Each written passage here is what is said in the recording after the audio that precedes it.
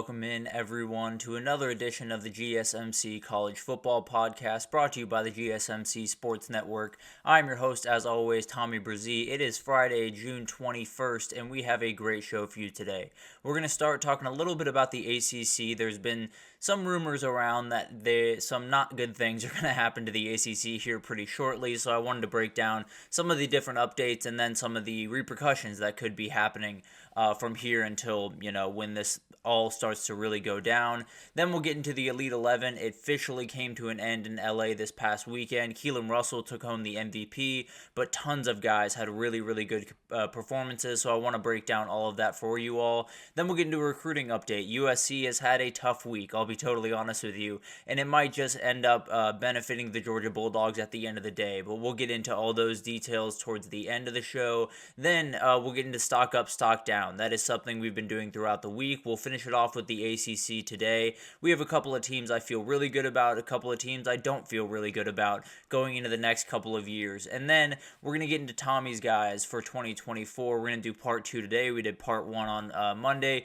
Just kind of guys that I really like going into the season. I think are going to have really, really fun seasons, really good seasons, and guys that you can obviously come back and make fun of me if they don't have really good seasons. So always fun for both of us. But before we jump in, I do want to remind you all we get tons of questions and comments throughout the show, and the best way for you all to get your question on the screen, we can have a fun back and forth here, is to use the tip and donation link at the bottom of the screen, gsmcpodcast.net. It's a huge help not only to us here at the network, but to you all. You get to kind of have a fun, interactive experience here, and I think that's always good for the both of us.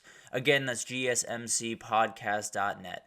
But let's jump right in, and let's talk about the ACC, because for the last 2-ish months, maybe a month and a half, it feels like a lot of the news around the ACC and conference realignment, Florida State, Clemson, maybe even North Carolina, a lot of the things that we had been talking about for, the vast majority of the spring has kind of gone a little quiet. Florida State has had a couple of different hearings here and there, and they actually had one yesterday, so that kind of kick-started things just a little bit more, and essentially this was a follow-up from a previous argument that Florida State made, where they made an argument that the judge did not feel was worthy of, hearing a case out about it. They felt like that argument was a little bit weak, was not necessarily a very strong one, so they said, we'll give you a month to figure out a new argument, come back forward, and we can have a conversation about what that looks like and, go forward from there. Florida State came back, and the argument is actually a lot stronger than it was before, at least according to the judge. Judge John Cooper is the one overseeing this case, and he said essentially they made the strongest argument they've made to date, which is essentially boils down to the ACC is essentially running a corporation in Florida, which is Florida State and Miami. So it's not necessarily they are entirely tied to one another. It's just that the ACC kind of runs a corporate entity, I suppose, is kind of the best way to describe it, when they have the Florida State Athletic Department down in Tallahassee. And that argument kind of holds water with Florida State's argument that they didn't sign the ACC agreement. They didn't agree to the grant of rights that are in place. The ACC did. And that's something, not the grant of rights, but the media deal is more what I was zeroing in on there. The ACC signed that, not Florida State. So Florida State being a part of that is not necessarily the case as much, because the ACC is its own entity, and by Florida State's argument, and John Cooper believes it's a good one, they're their own entity. It's just they are under the umbrella of the ACC, but the decisions of the ACC don't necessarily impact or apply to the decisions of Florida State, is essentially the argument that they put out there. And it's a pretty good one, I'll be totally honest with you. It's definitely the one that, at least from my point of view, holds the most water in these arguments, at least over the past couple of months. And another thing that kind of happened, I haven't heard too much from Clemson's case. I think that one's kind of just waiting on the Florida State one to finish out, to be totally honest with you. I think everyone understood that when Florida State got in first, everyone was going to let them lead. They were going to let them go through the court case, maybe piss off the ACC just a little bit, do some things that other schools just didn't want to have to really get into the mud with. But once Florida State gets into the mud, then it's a lot easier to kind of get through it a little bit easier. So haven't heard too much on the Clemson case. I think we will very shortly after the Florida State one maybe wraps up or gets to a place where we feel like a settlement or Florida State's winning is coming at some point. So it'll be really interesting to watch that. But the other thing that a lot of people are pointing to, and a ton of people across sports media have talked about over the last little bit, is Josh Pate, a very, very connected person in the industry, posted a tweet about 2 days ago, maybe 3 days ago at this point, where he tweeted a video from Jurassic Park, and it was water rippling. And if you've seen the movie, you know that essentially just means there is a big dinosaur coming to tear you to pieces, and that's just kind of the moniker there whenever that is posted. And he said the ACC on top of it, so that created worry, and people were confused what that meant, because it could mean good things for the ACC, it could mean bad things. It meant bad things. Someone asked, actually, does this mean they're adding teams? He said they are doing the opposite of that in the reply. So something is happening. And frankly, for him to post that, for him to, give something that cryptic in that type of manner to put it out into the world, it doesn't have to do with Florida State and Clemson. I feel fairly confident in that. I think if it had to do with Florida State and Clemson, he would just tweet the Florida State and Clemson stuff. He would not be, talking in cryptic text or using GIFs from Jurassic Park. He wouldn't be beating around the bush. I can almost promise you that.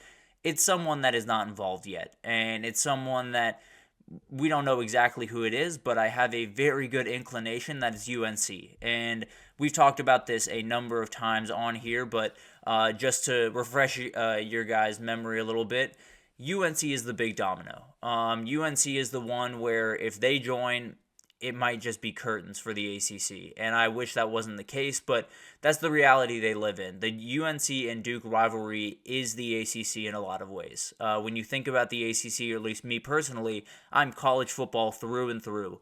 When I think about the ACC, I think about those games in Cameron Indoor and in Dean Smith Arena. I think about those games. So that kind of gives you an idea of how important those two entities are to the ACC. And I think you lose UNC, you're losing Duke. You lose Duke, you're probably losing NC State. And if you lose NC State, everyone's going. I'll just be totally honest. North Carolina is the place, especially because the ACC headquarters are there.